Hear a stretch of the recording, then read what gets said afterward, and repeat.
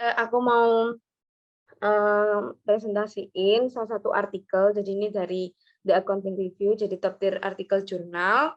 Dan ini artikel tahun 2020.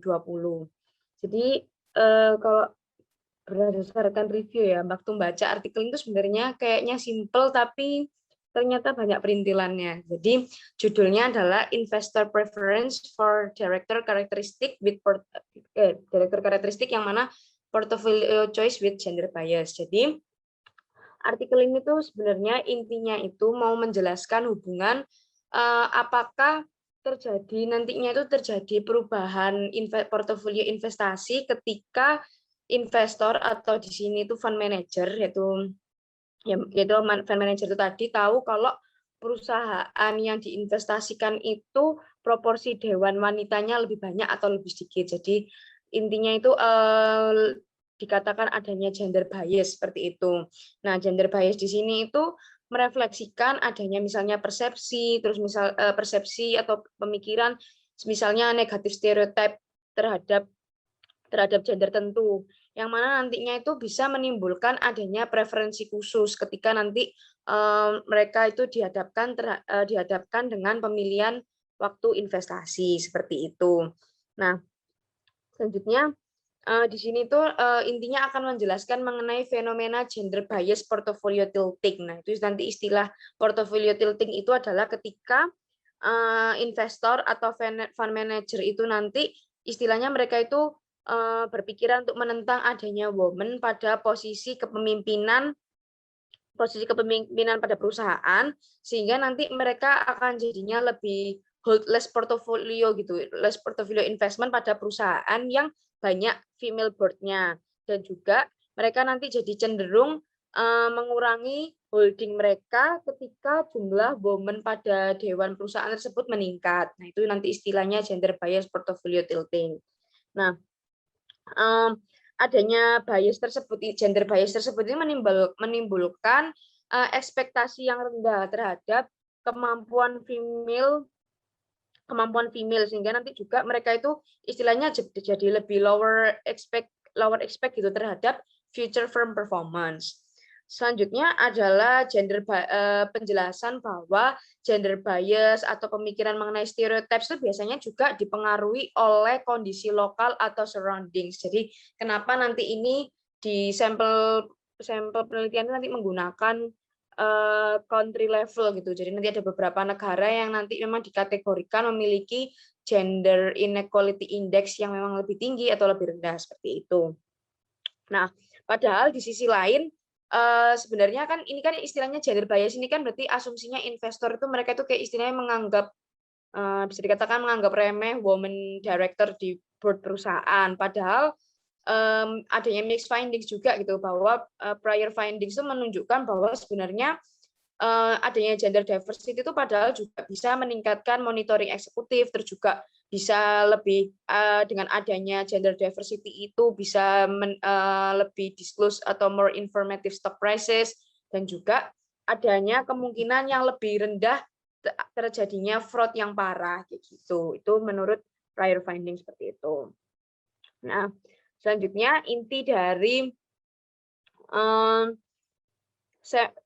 variabel independen variabelnya itu intinya adalah nanti itu menggunakan pengukuran gender inequality index. Nah, jadi itu intinya gender inequality index itu sebenarnya dia itu kayak apa ya? Pengukuran indikator gitu loh, indikator dari apa namanya indeks ketidaksetaraan gender dari PBB yang mana nanti itu buat ngukur negara asal investornya itu. Jadi nanti itu dilihat nilainya, nah nilainya itu ada dari 0 sampai 1. Nah, kalau nilainya semakin tinggi atau mendekati 1 itu berarti menunjukkan bahwa dia itu memang negara dari asal investor tersebut itu memiliki inequality yang memang lebih besar seperti itu. Nah, sedangkan dependent variabelnya itu fund portfolio choices atau pemilihan pemilihan portofolio investasi dari investor tersebut seperti itu. Nah, datanya itu mereka tuh menggunakan panel data non-US funds holding of US public equity. Nah, kalau senangkap saya itu jadi itu dia itu pakai investor dari negara-negara di luar US tapi yang investasiin di perusahaan US. Terus ini jadi tuh tadi kan aku sempat nyebut GI ya. GI itu Gender Inequality Index itu juga di peneliti itu mereka itu menggunakan construct validity gitu. Jadi kenapa mereka pakai Gender Inequality Index berdasarkan negara? Karena mereka itu menggunakan asumsi bahwa fund manager atau investor tersebut itu memang nanti mereka itu memiliki preferensi dan kepercayaan yang mana memang dipengaruhi oleh kondisi dari negara atau home country mereka, yaitu makanya kita pakai di penelitian ini pakai gender inequality. Nah, dan asumsi tersebut sebenarnya sudah banyak digunakan juga pada penelitian sebelumnya yang mana berkaitan dengan pengaruh cultural belief seperti itu. Nah, kemudian construct validity yang dilakukan itu juga mereka itu melakukan kayak menggunakan dari World Value Survey, di mana gender bias itu memang bisa tergambar pada pernyataan misalnya apakah political leaders itu pria lebih baik terhadap wanita, kemudian bisnis eksekutif pria lebih baik dari wanita, seperti itu. Kemudian peneliti itu nanti akhirnya melakukan perhitungan respon rata-rata country level dan menunjukkan bahwa adanya korelasi yang tinggi antara kepercayaan manajer atau profesional dengan country level average itu menunjukkan bahwa manajer atau profesional memiliki kepercayaan yang sama dengan istilahnya orang-orang yang sama senegaranya seperti itu. Jadi digunakan Gender Inequality Index. Terus inti dari penggunaan regression modelnya. Jadi nanti itu yang pertama untuk regresi pertama itu nanti itu independent variabelnya tadi itu GI atau Gender Inequality yang saya jelaskan tadi. Kemudian dependernya adalah FEMDIR FP.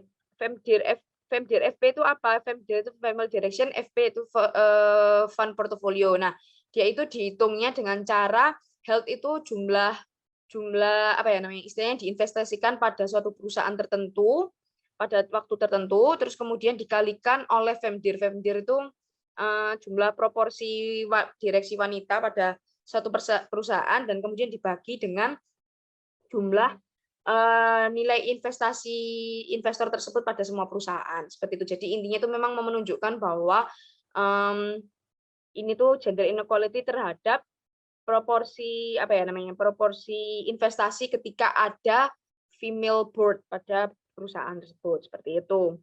Dan yang kedua, yang kedua ini sebenarnya regresi model itu juga peneliti itu nyebutin bahwa kalau misalnya pakai hipotesis satu ini aja itu bisa memunculkan adanya concern apa namanya menimbulkan concern endogeneity. Kenapa? Karena kan jadi itu bisa menimbulkan endogeneity karena dianggap kalau misal kan bisa aja ada unobserved variable yang memang bisa aja mempengaruhi pemilihan dari proporsi investasi tersebut sehingga akhirnya peneliti juga meneliti lebih lanjut ketika adanya analysis of changes in funds portfolio composition gitu. Jadi intinya mau melibatkan bagaimana GI itu tadi bisa berdampak pada keputusan alokasi funds portfolio ketika mereka itu ketika terdapat perubahan susunan jumlah wanita pada dewan perusahaan. Jadi intinya itu mau melihat apakah investor dari negara dengan more gender bias ini makanya dikaliin sama diinteraksikan sama GI ini akan bereaksi secara negatif terhadap adanya peningkatan female board pada female board ini. Jadi FEMDIR-DIF ini maksudnya peningkatan female board pada perusahaan. Jadi itu intinya mau melihat kalau misalnya board wanita itu lebih terjadi peningkatan seperti itu. Terus nanti mau dilihat bagaimana fracture health. Jadi ya kayak komposisi investasi yang diinvestasikan seperti itu.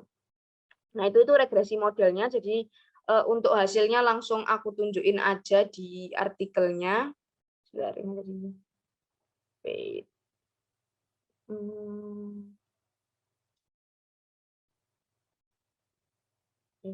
Sorry. Langsung ke tabel mana nih? Tabel 3. Ya, jadi tabel 3 ini. Nah, tabel 3 ini tuh menunjukkan fun time reveal preference for female directors and gender inequality. Jadi itu intinya dia dari tabel 3 ini tuh menunjukkan bahwa semua hasil GI ini tuh signifikan negatif ya. Jadi ini kenapa kok dia sampai punya model sampai 5. Jadi itu memang di penelitian itu dia tuh pakai berbagai macam kontrol variabel, dan mana kontrol variabelnya itu macam-macam. Jadi itu ada yang misalnya kontrol variabel buat misalnya faktor yang berkaitan dengan cultural belief suatu negara. Nah, dia itu pakai Hofstede Six National Cultural Dimension. Mungkin kita pernah dengar ya di pelajaran apa dulu. Ya di waktu S1 lah ya. Jadi dia itu pakai kayak misalnya power distance, individuality ini jadi punyanya Hofstede Six National Cultural Dimension. Terus ada juga kontrol variabel yang untuk mengontrol female directorship, terus fund ownership determinan. Jadi itu di beberapa model itu ada yang kayak nyantumin kontrol yang berbeda-beda kayak gitu. Dan juga dia itu juga ditunjukin ada yang pakai dia pakai year fixed effect, terus legal system and continent fixed effect, country cluster standard error, sama ini nilainya itu ada yang di square ke big terms gitu, yang variabel INV health and beer FP sama market FP kayak gitu. Nah, hasil dari kelima model ini tuh menunjukkan bahwa memang bahwa mereka itu memang kalau yang apa sih namanya yang gender bias itu mereka itu cenderung negatif signifikan terhadap female director fund preference mereka gitu. Jadi mereka intinya adalah investor yang gender bias akan mengalokasi lebih sedikit gitu bagian portofolio mereka ketika perusahaan tersebut memiliki female director board yang lebih banyak, female director kayak gitu. Kemudian ini tadi tabel 3 yang apa namanya selanjutnya. Terus yang tabel 4 itu tuh buat menjelaskan yang tadi aku bilang buat mengatasi masalah endogenitas juga ketika kalau misalnya perusahaan tersebut itu terjadi peningkatan female directors kayak gitu. Jadi ini makanya ada delta female directors dikalikan sama yang gender inequality itu. Dan hasilnya juga memang tetap signifikan negatif. Dan ini apa namanya menunjukkan bahwa memang investor dari negara dengan more gender bias itu mereka itu memang akan bereaksi secara negatif ya terhadap adanya peningkatan female board pada perusahaan seperti itu. Nah, ini tuh untuk yang regresi biasa. Nah, selanjutnya penelitian ini itu mereka juga melakukan apa namanya additional analysis. Jadi additional analysisnya itu ini. Di tabel 6 ya, ini kebalik ya posisinya tak ini. Ya, jadi itu di tabel 6 ini tuh buat additional analysis. Nah, additional analysisnya ini tuh buat apa? Jadi itu dia tuh memfokus pada kayak misalnya channel atau mekanisme apa yang atau yang mana yang bisa gender bias itu bisa mempengaruhi pilihan investasi. Nah, di tabel 6 ini dia itu menguji apakah investor yang mana yang dianggap mereka itu lebih gender bias. Apakah mereka nanti itu cenderung memilih portofolio mereka ke arah perusahaan dengan lebih sedikit wanita.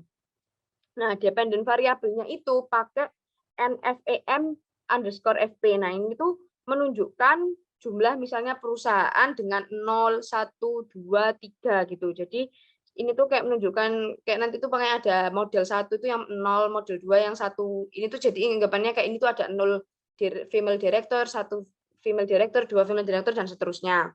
Dan independent variabelnya itu ya gender bias itu tadi sama FemDir FP. Dan hasilnya itu signifikan di nomor di 1 sama yang di 2 ya. 2 yang signifikan itu. Jadi yang ini tuh menunjukkan bahwa investor yang diharapkan lebih gender bias itu cenderung menunjukkan preferensi terhadap perusahaan dengan jumlah 0 pada dewan perusahaan yang ini. Kemudian mereka itu istilahnya menentang tuh maksudnya mereka nggak suka kalau misalnya terdapat 2 atau atau 3 lebih perempuan pada dewan perusahaan. Jadi kalau 0 tuh masih istilahnya masih menerima, makanya signifikan positif, tapi mereka itu menentang ketika terdapat 2 atau sampai 3 atau 3 lebih perempuan pada dewan perusahaan. Kemudian wow. Kok gini sih? Tadi halaman berapa ya? Iya. Nah, selanjutnya di tabel 7 ini dia itu mau menguji jenis perubahan apa pada Dewan Wanita Perusahaan yang bisa mendorong hasil dari tabel 4 tadi. Yang tabel 4 itu yang tadi yang menguji hipotesis kalau semakin tinggi jumlah dewan perusahaan, wanita perusahaannya, akhirnya bisa mereka itu bereaksi secara negatif terhadap nanti pemilihan investasinya. Dan hasilnya itu menunjukkan bahwa efek gender bias itu terwujud terutama ketika perusahaan itu beralih baik dari 1 menjadi 2 direktur atau dari 3 menjadi 4 direktur. Nah, kan karena di sini tuh yang signifikan itu yang 1 ini sama yang di 3. Di 3 sebentar. Oh ya, ini 1 sama 3. Nah, artinya itu kayak peneliti itu bilang kalau berarti itu gender bias itu terwujud kalau misalnya perusahaan itu merasa adanya perubahan peningkatan ketika dari 1 menjadi 2, terus dari 3 menjadi 4, kayak gitu. Nah, hal itu tuh menunjukkan bahwa ketika kalau misalnya direktur perusahaannya itu misalnya cuma 1, itu mungkin investor tuh kayak mungkin mengabaikan gender bias, jadi kayak nggak terlalu dianggap penting kalau misalnya cuma 1. Nah, tapi ketika memang terjadi peningkatan dari 1 ke 2, kemudian dari 3 ke 4, akhirnya investor yang mereka itu gender bias, mereka itu jadi lebih khawatir, takutnya mereka nanti mereka tuh kalau lebih khawatir nanti itu direktur wanita itu mungkin membentuk, istilahnya di sini disebut membentuk blok, atau mungkin kalau aku nangkepnya membentuk kelompok gitu kali ya. Jadi membentuk blok lebih dari 3 direktur seperti itu. Nah, selanjutnya tabel 8 itu menguji efek heterogenitas di 4 kelas mekanisme yang berpotensial. Jadi itu di sini itu mereka tuh jelasin bahwa terdapat 4 macam istilahnya saluran atau mekanisme yang mana yang bisa menyebabkan kenapa kok bisa investor tuh mengalami gender bias kayak gitu misalnya. Nah, yang buat panel A itu buat jelasin mekanisme bahwa gender bias itu kan bisa mempengaruhi keputusan investasi karena mereka itu beranggapan bahwa direksi wanita itu memiliki preferensi yang berbeda. Jadi kenapa kok timbulnya gender bias pada investor itu karena mereka itu beranggapan bahwa wanita itu memiliki preferensi yang berbeda kayak gitu. Nah, dan ini tuh kayak ada pengukurannya sendiri gitu. Kayak altruism trust gitu tuh sudah ada pengukurannya. Jadi itu kayak merujuk sama penelitian sebelumnya juga. Jadi hasil dari penelitian itu menunjukkan bahwa di panel A ini memang terdapat perbedaan preferensi antara pria dan wanita pada home country atau pada negara investor tersebut itu dapat mempengaruhi efek gender bias mereka. Jadi karena adanya preferensi yang berbeda antara pria dan wanita pada negaranya itu, dia itu akhirnya jadi lebih gender bias gitu si investor tersebut. Intinya mereka itu akhirnya fund managers ini atau investor tuh mungkin jadinya menganggap bahwa direktur wanita itu memiliki preferensi yang berbeda dari pria, sehingga nanti itu kalau preferensinya berbeda, mereka itu beranggapan bahwa akan menyebabkan perusahaan yang dengan lebih banyak wanita itu menjadi less attractive kayak gitu. Itu argumennya. Kemudian di panel B, nah panel B itu untuk menjelaskan misalnya misalnya tuh kecilnya jumlah perempuan dengan peran profesional pada home country investor tersebut itu juga bisa mengurangi ekspektasi mereka terhadap efikasi ya. Efikasi itu kayak misalnya ya kayak kemanjuran atau kehebatan lah, bisa dikatakan kayak gitu dari dewan perempuan. Jadi kalau misalnya jumlah perempuan dengan peran-peran yang profesional itu sedikit di negaranya mereka, itu juga akhirnya bisa mempengaruhi ekspektasi mereka gitu, dan itu juga bisa mempengaruhi gender bias seperti itu. Nah, di panel B ini hasilnya menunjukkan bahwa prevalensi perempuan dalam manajemen investasi dan juga kedokteran. Jadi itu misalnya di negara tersebut itu cenderung meningkatkan pengaruh bias gender pada pilihan investasi. Sementara kehadiran direktur perempuan yang di negara tersebut itu cenderung juga mengurangi pengaruh bias gender terhadap investasi seperti itu. Tapi dibilang kalau di sini hasilnya itu tapi mengejutkannya itu kalau anehnya itu ketika fund manager atau investor manager wanita itu harus itu harusnya itu mereka itu bertentangan dengan gagasan bahwa investor wanita itu mungkin seharusnya kan kurang less bias gender seperti itu. Nah, selanjutnya yang ketiga itu mengenai misalnya dengan anggapan mekanismenya itu fund manager itu bisa aja memiliki sikap yang seksis gitu loh. Jadi seksis terhadap laki-laki atau perempuan. Nah, sikap seksis itu dibagi menjadi dua.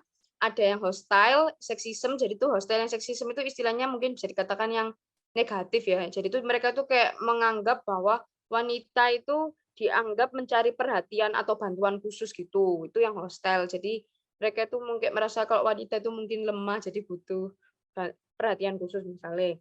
Nah, tapi kalau yang benevolent sexism itu yang anggapan seksisme yang lebih positif, jadi ya bukan positif sih, jadi kayak lebih mereka itu mikirnya kayak misalnya kalau dalam bencana wanita itu harus yang ditolong terlebih dahulu kayak gitu.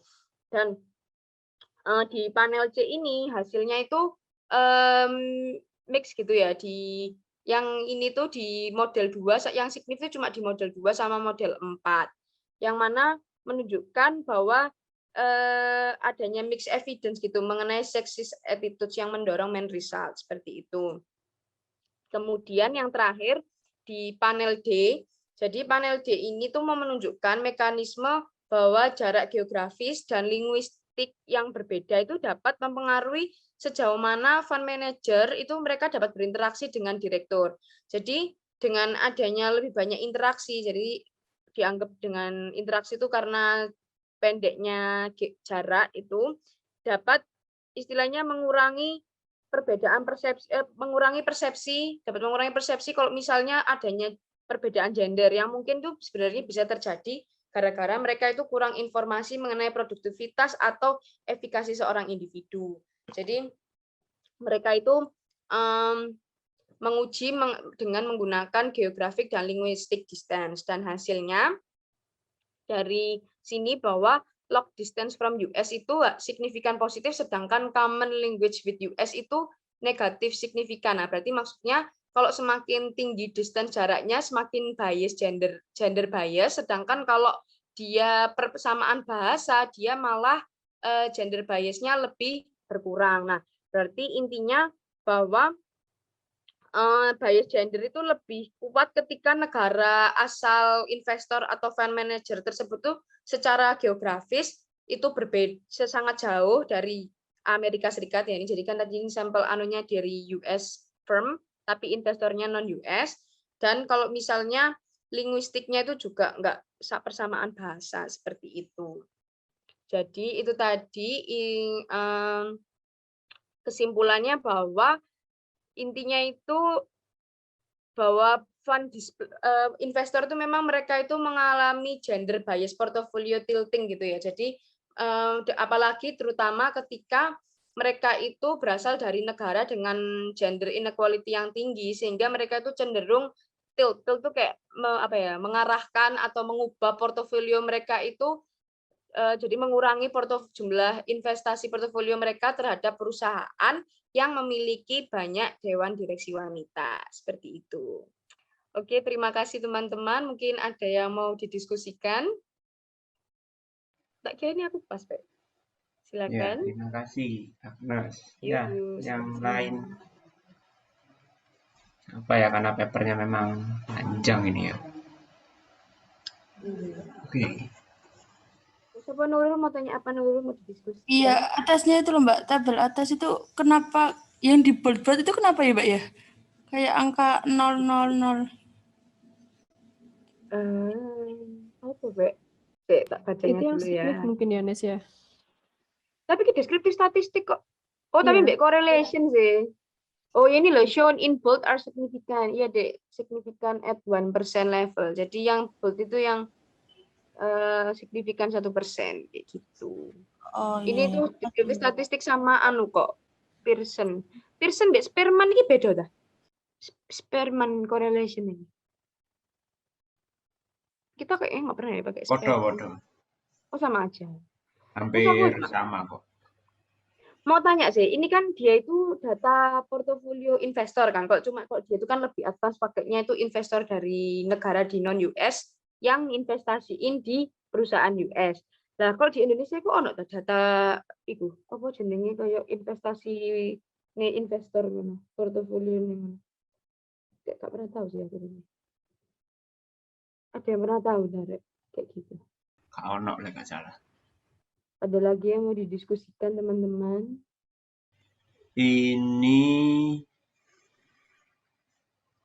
Ini tadi banyak neliti kune ya, perubahan ya. Jadi aku kayak misalnya perubahan jumlahnya, ternyata dari 1 ke 2, 3 ke 4, terus dari kayak misalnya mekanisme nih, kenapa yang bisa menyebabkan gender bias itu mau misalnya karena DE seksis, terus misalnya BE profesional di negaranya DE kayak gitu-gitu. Jadi itu kayak lebih ke merintil-merintil di situ nih sih Mas. Ini sebenarnya bisa hampir dibuat semua additional analisis semua penelitian ya. Jadi memang misalnya contoh kayak penelitiannya apapun deh, itu kan bisa dilihat change-nya ya. Contoh misalnya yang neliti audit fee itu.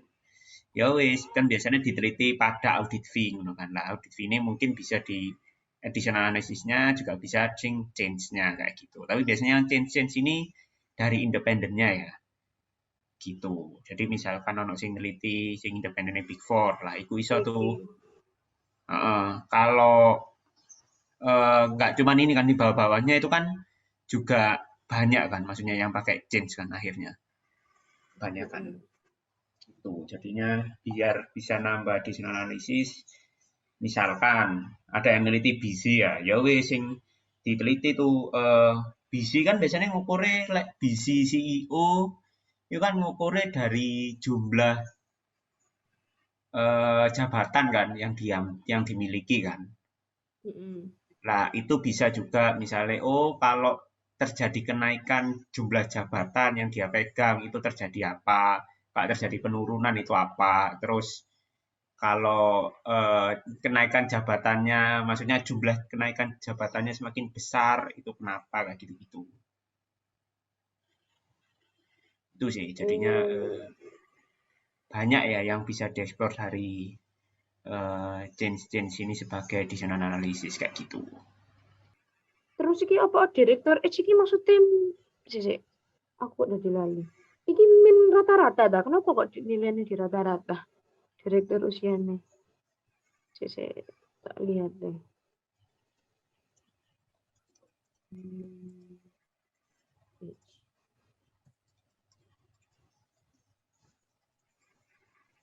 Ini the average age. Apa ya ke usia gitu di rata-rata biasanya usia dia di lock gak sih? Duh, soalnya ini kan board members loh. Jadi oh iya sih board members sih. Bukan CEO tok atau CFO tok gitu. Oh, kalau misalnya CEO, CFO kayak per anu atau usia perusahaan itu di lock memang. Ya di LEN kan. Iya di LEN. Oke. Kalau itu average-nya terus di LEN ya nggak apa-apa. Ini berarti kan nggak di LEN. Terus kalau kalian lihat ini yang menarik lagi ya, itu kan ada fixed effect-nya tuh, yang analisis pertama aja. Kalau dilihat, itu kan fixed effect-nya macam-macam ya, dia ya. Ya kan, ono year, ono legal system and continent FA, terus di kuadrat nong ini apa di kuadrat? FP itu apa? FP ku fund portfolio, jadi yo iku kayak ya portfolio nih investasi. Iku di fix effect no pisan ngono. Nek aku sih nangkep PDE ku yang variabel IN ikine di kuadratno ngono lho. Maksudnya sing di kuadratno masuk apa gak gitu. Oh, tapi ndukur iku ya ono kontrole quarterly momentum FP, book value FP, kabeh ono FP ini. Oh, R calculated as ngisor iku lho. Scroll bawah Sik. sih. Variable followed by FP indicate fund Oh, iki Pak. preference. Dengan director H book value iki. Are calculated as iki. Property misal pemilihan konsumsi. Oh. Iya, iku cara ngukur dhek sing fund preference dhewe. Oke. Iya Mas, kenapa kok ada yang dikuadratin sama anu kan aku pernah kan ngeran mari ngono Pak Iman itu coba Tobin Q-nya kuadratin. Terus kayak firm size-nya coba dikuadratin. Iku kenapa maksudnya iku nggak judgement apa Mas? Ale nggak kuadrat gak kuadrat. Iku sih anu sih apa? Kuadrat gak kuadrat iku biasanya lek kontrol ya itu buat anu apa variabel C maksudnya C hasilnya jadi berubah nggak mesti jadi apik ya karena kan dilihat dulu itu jadi beberapa variabel bisa dikuadratin gitu jadinya nanti hasilnya jadi lebih bagus harapannya. Tapi kalau kita kuadratin ya kudu ngedisclose ngono ya Mas. Kayak misalnya berarti misalnya firm size-nya dikuadratno ya berarti diomong nek ini Oh iya. Tapi maksudnya itu berarti nggak apa-apa gitu ya. Soalnya itu kan ya berarti ngerubah ngono. Padahal maksudnya nilai ngitung firm size kan misalnya wis pasti kan, len total aset. Mari ngono dikuadratno kan mari ngono berbeda. Mesti beda teko rumusnya sing Ya len di total. disclose aja di variabel operasionalnya. Berarti itu ya bisa di alternatif nek misalnya kontrol kene wis mentok gak iso signifikan ya wis dikuadratno ngono ya. Tapi kemarin tuh aku juga kan ngeran yang end client BC auditor kan ke auditi. Nah terus Pak Iman itu ya ngomong coba end client-nya dikuadratin juga. Padahal itu duduk variabel kontrol.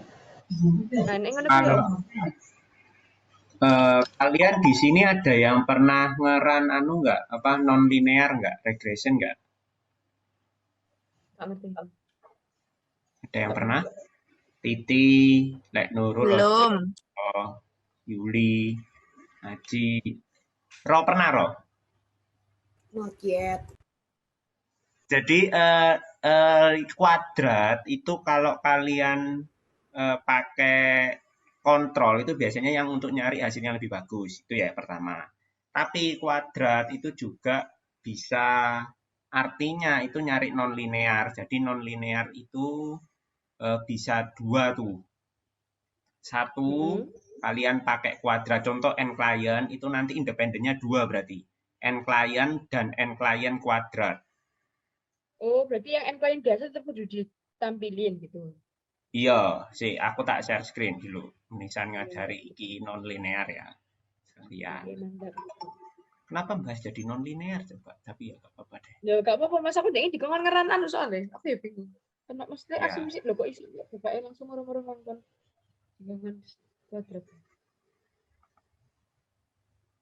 TikTok di dinding.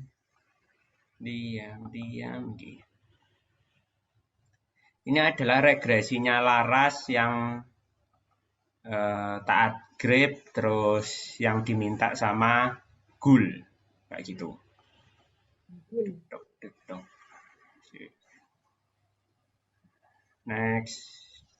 Nah, non linear yang ini itu bisa kayak gini. Ini ya, dianggap bikin gini ya.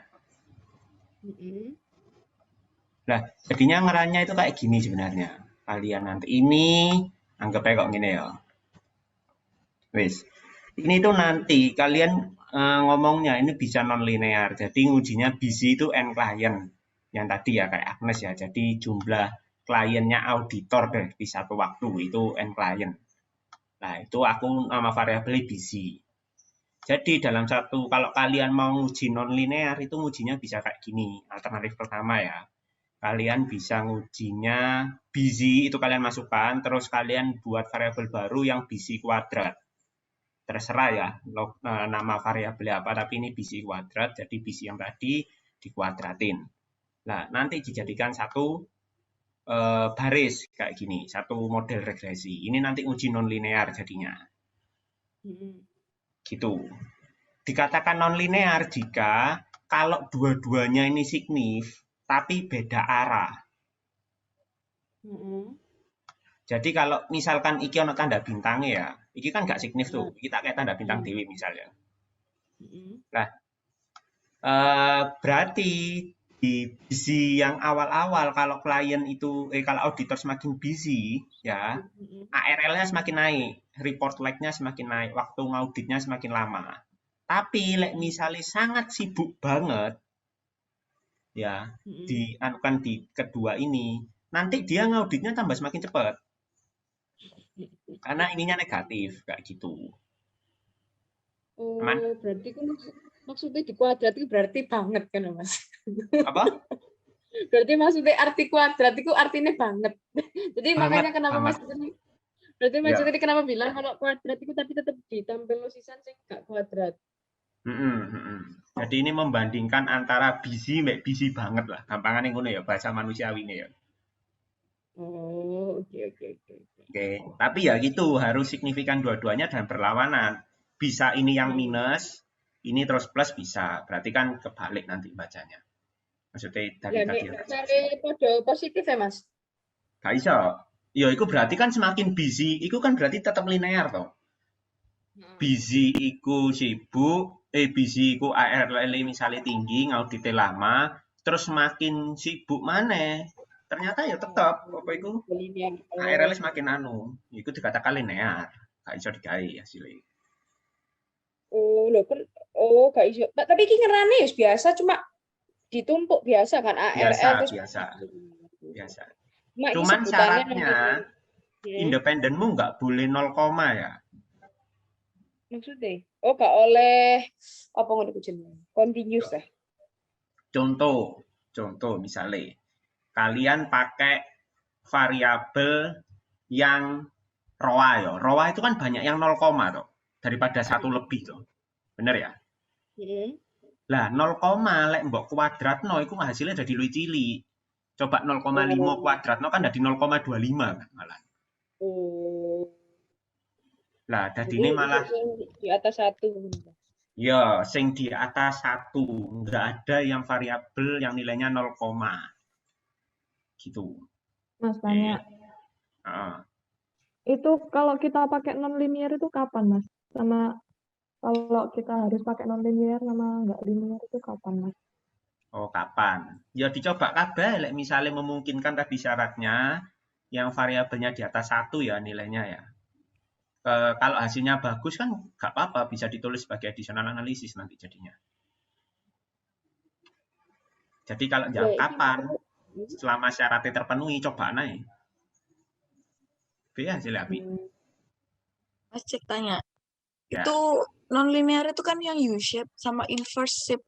Inverse atau apa sih kebalikannya? Inverted U-shape. Inverted U-shape. Itu nggak sih? Nah itu aku mikirnya tuh kalau misalkan non-linear tuh ada kayak gitu. Emang gitu kan? Maksudnya bukan sangat. Itu. Maksudnya bukan sangat, tapi di titik tertentu itu dia bisa menurun. Kan kalau ya atau kebalikannya gitu. Tahu nggak pertanyaanku? Oh nggak gitu ya Mas? Atau gimana? Iya benar. Oh bener ya.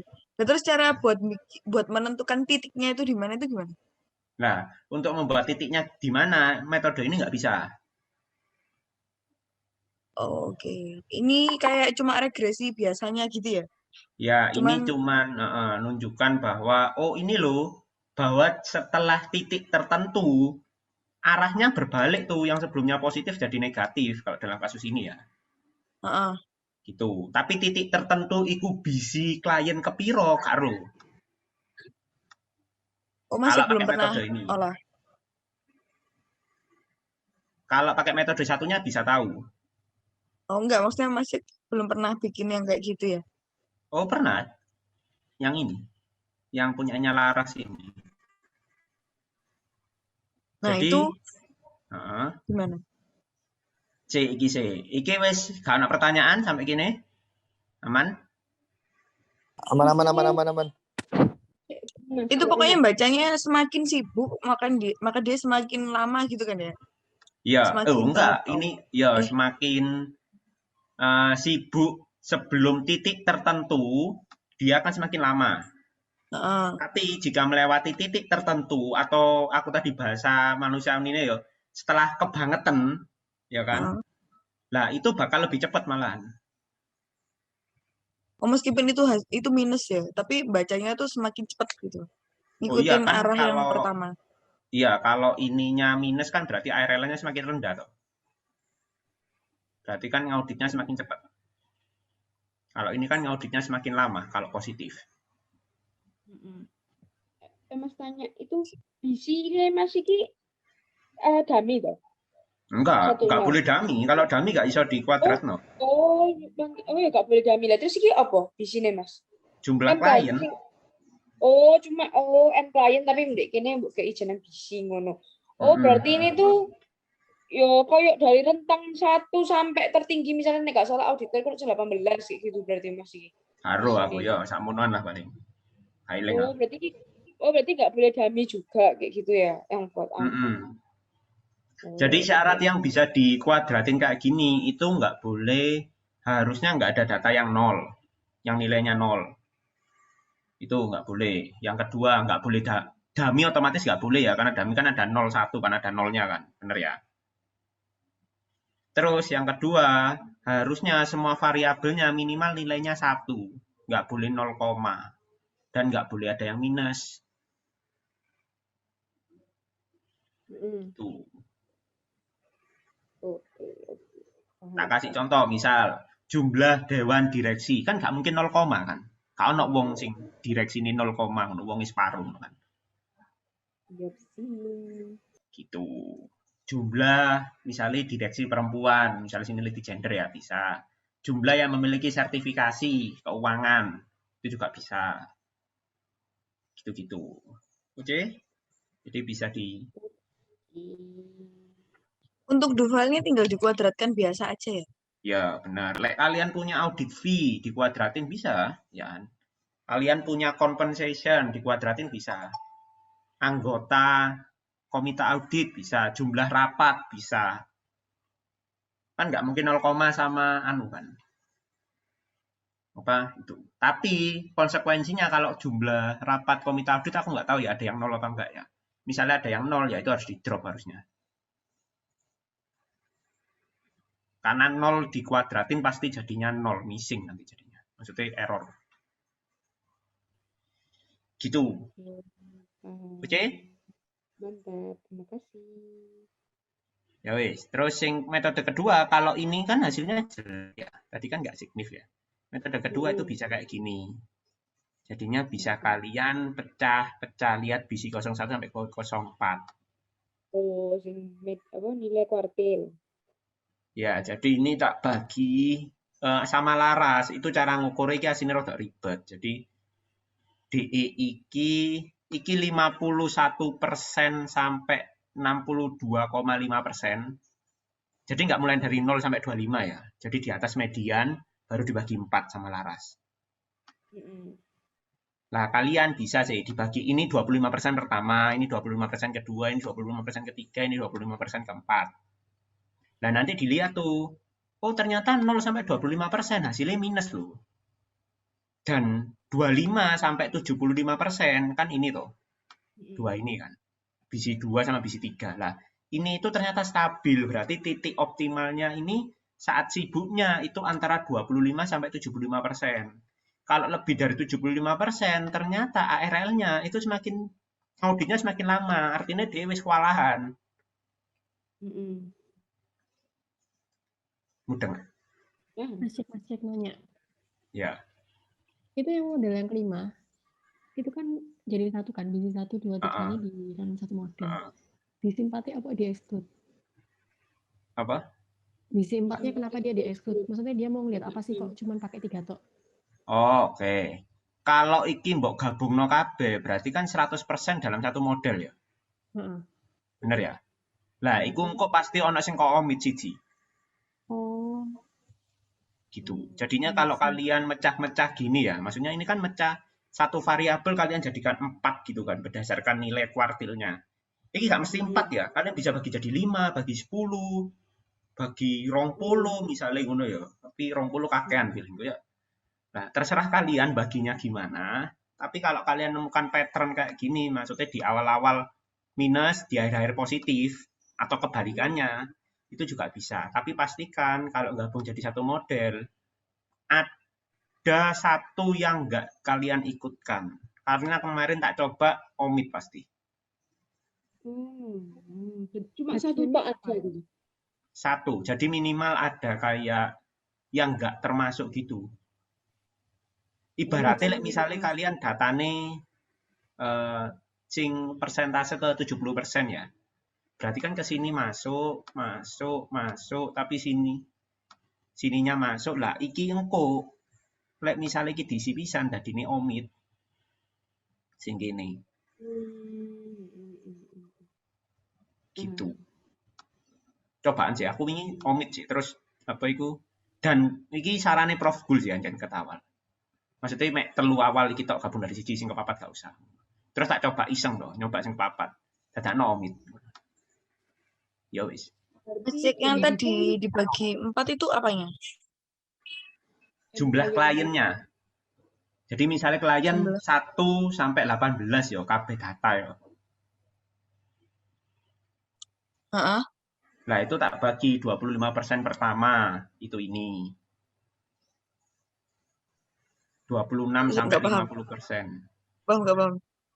Jadi misalnya jumlah klien sampai 18. Kan ada jumlah klien sampai 18 itu maksudnya ada perusahaan yang cuma 1, cuma 2, terus ada yang sampai 18 gitu. Ya, ini sampai 17 ternyata, sorry. Terus? Nah, berarti kan ono data-data sing antara 1 sampai 17, bener ya? Ya. Nah, iku diurutno, terus tak potong-potong jadi 4. 25% pertama. Oh, perusahaan yang dia punya klien misal cuma 5. Perusahaan ini masuk ke sampel misal bisnis 1. Ya, terus betul. Berikutnya yang punya 6 lebih dari sampai 5. 7 misalnya. 6 sampai 10 misal. Itu masuk yang kedua. Ya. Gitu. Berarti kayak pecah sampel gitu ya? Iya, sebenarnya kayak pecah sampel, tapi bukan pecah sampel, benar-benar pecah sampel ya, karena sampelnya sama. Oh, I see. Cuman pecah variabel tadi ini. Masih asik ya istilah pecah variabel. Gitu, ini bisa. Mas Cek pecahnya dari awal atau dari tengah? Oh, kalau ini aku ngikutin Laras, karena Laras asumsinya auditor itu kan sejak awal memang sudah kategorinya wis sibuk ya. Maksudnya sibuk kegiatan pekerjaan normalnya auditor itu sibuk profesi lain ngono lho. Jadi dia mengasumsikan bahwa kalau di bawah median itu gak penting, pasti gak sibuk. Iya. Nah, makanya Laras mek ngae di atas median tok dibagi jadi 4 ini. Nah, dibagi jadi 4 ini jadinya dia bilang, "Oh, iki mek sibuk sithik." Yo sibuk sithik lah ngono. Iki sibuk rodok, yo rodok sibuk lah ngono. Iki lumayan sibuk. Lek iki sibuke kebacut ngono maksudnya. Dek gampangnya ngomongin ngono. Tapi di bawah median dia ngomongnya yo wis gak sibuk. Oke, mantap. Gitu. Alasannya ya karena itu. Basicnya auditor kan memang pekerjaannya dia memang ngakek.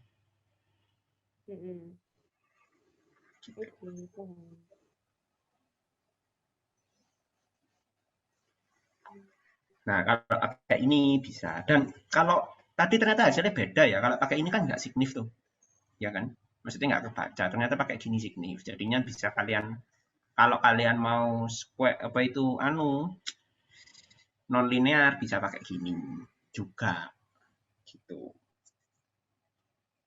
Oke, mantap. Ya wis, ono ta sing ditakokno maneh? Ono. Wis ya. Aku sudah Baiklah, ini bagi ini komennya juga ada ya. Jadi gak manual, pakai X-style. Bagaimana teman-teman? Ada lagi yang mau didiskusikan? Udah kayaknya next nggak ada yang Oke.